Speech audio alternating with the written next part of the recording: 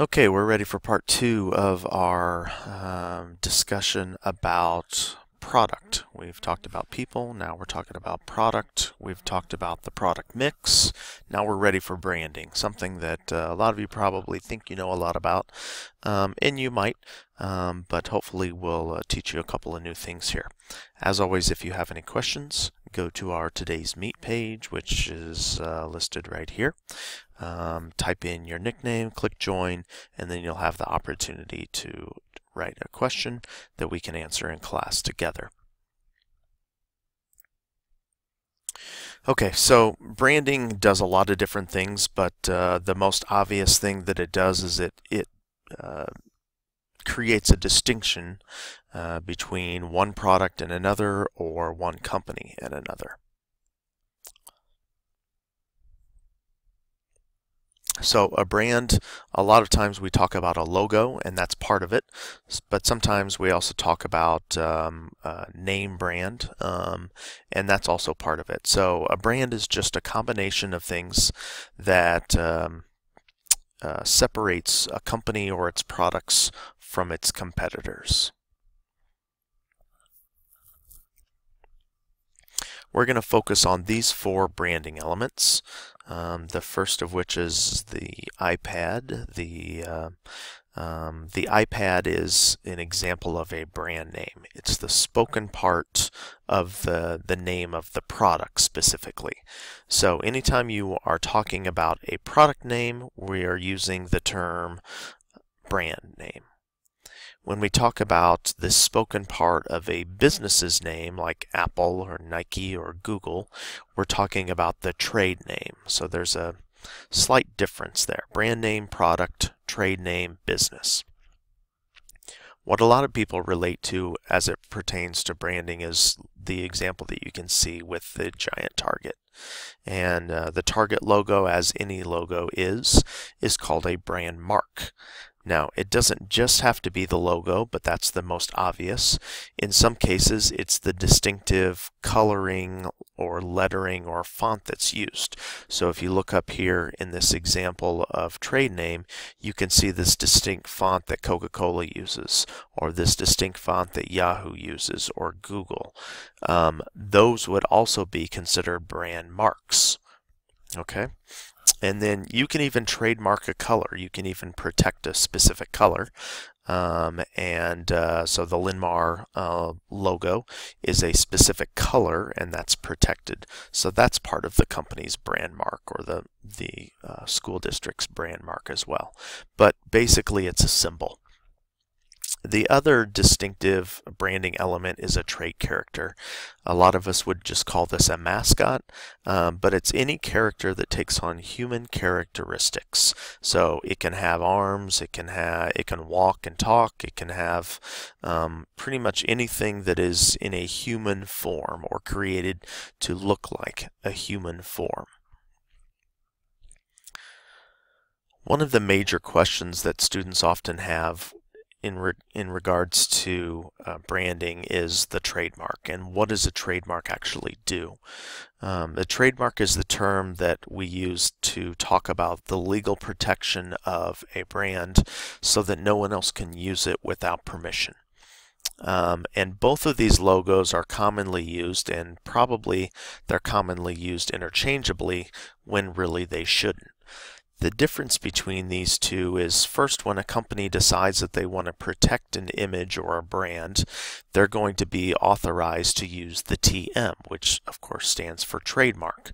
The U.S. Patent and Trademark Office says you can use this while you're waiting for your application to be processed. So, assuming that the application is processed and approved, you would then change the TM to the R with the circle around it, which stands for registered. That means that the Patent Office has said, yes, you have a valid patent here. It's protected for X amount of time, or X amount of years in most cases. I think at least 5, if not longer. And in either case, no one should be using that brand without your permission. The idea is keep the keep the logo or keep the brand from being tarnished by anybody else.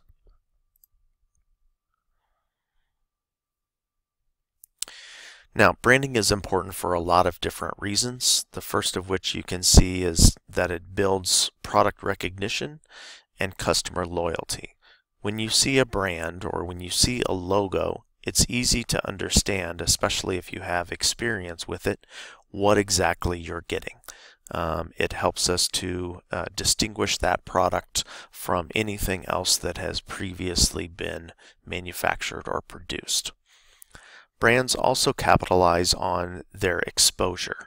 So the easiest example is that when you go and try a new product, if it's made by a company that you already know and you already are familiar with and trust, it's going to be a lot easier for you to spend your money on that new item versus something that has not been proven in your mind.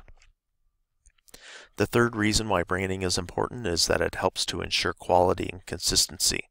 When a company puts their brand or their logo on one of their items, they're saying this is similar to all of our other products and you should expect the same level of quality. And then finally, a brand can be used to change the company or the product's image. So as you can see down here with Domino's, Domino's originally used the logo on the left because of course they made pizza. But in recent years, they have also expanded their menu, as a lot of pizza companies have done, to include breadsticks, wings, sandwiches, etc. And so Domino's decided, let's get out of the pizza business and let's just get into the restaurant business. And so now the logo on the right is the logo that you'll see that most of the company stores have and will continue to use in their marketing and branding elements. Next, let's talk about brand types. The first type of brand is our national brand. You can see the three that are listed here. These are known as producer brands because they are made specifically by the producer and they're branded exactly as that.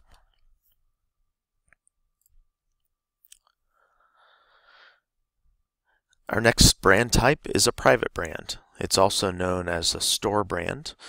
Typically, you're going to find these only sold in certain stores. Hy-Vee's version of Mountain Dew, as an example, is called Hee Haw. You have Archer Farms, which is a Target brand, and you can see Great Value, which is a Walmart brand. These products are typically a little bit less expensive, but still make money for the company. Finally, you have generic brands, and generally these are the least expensive of the three types of brands because, as you can see, very little is spent on packaging, and these products generally are not going to be advertised, so there's no hidden cost. You're paying specifically for the product. We also call this a no-frills product because, once again, you're getting the product and only the product.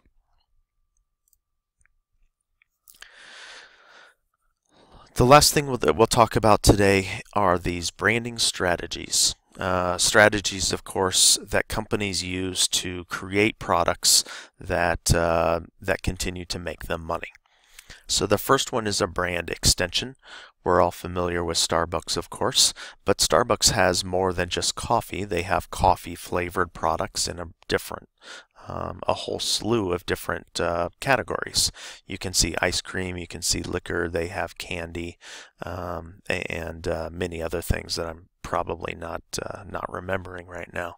But basically the idea is you're taking an existing brand, Starbucks, and you're adding items to your overall product mix using the same product name.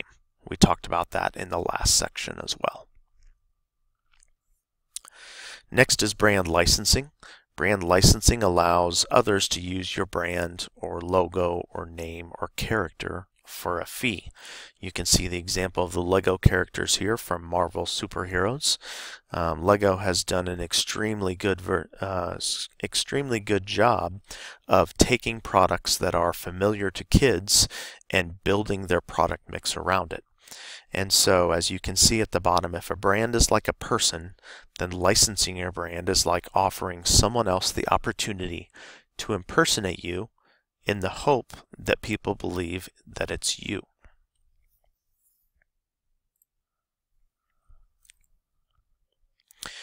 Our next feature is mixed branding. Mixed branding is when a company like Heinz offers 3 similar products, in this case ketchup, but offers them in 3 different styles. Here you have the national brand or producer brand. Here you have the store brand available at Target, and here you have the generic brand. All 3 of these are made by Heinz, but are packaged differently and marketed differently, with the idea that Heinz is going to sell you ketchup one way or the other. If you don't want to pay for the brand name, you'll likely pay for something less expensive to make sure that you have that in your cupboard. And then our last branding strategy is called co-branding. And co-branding is when you use 1 or more brands, actually 2 or more brands, in the making of or delivery of a product or service. So you can see the Doritos Locos Tacos. That is obviously a Taco Bell product, but done in conjunction with Doritos, which I think is owned by Frito-Lay, possibly. Anyways, you can also see the restaurant Taco Bell and KFC, which are very common around the United States to have a combined restaurant like that. Sometimes you'll see A&W in that mix, and you also often see Starbucks in other retail stores like grocery stores or convenience stores as well. And then the last one shown here is just a co-branding from Diet Coke and a apparently popular fashion designer called Karl Lagerfeld. So that's it for our discussion on branding. If you have any questions, once again, make sure that you go to our Today's Meet page. Once again, here is that website. Type your name, click join, and then write your question. We'll answer them tomorrow in class. Thanks. Have a great day.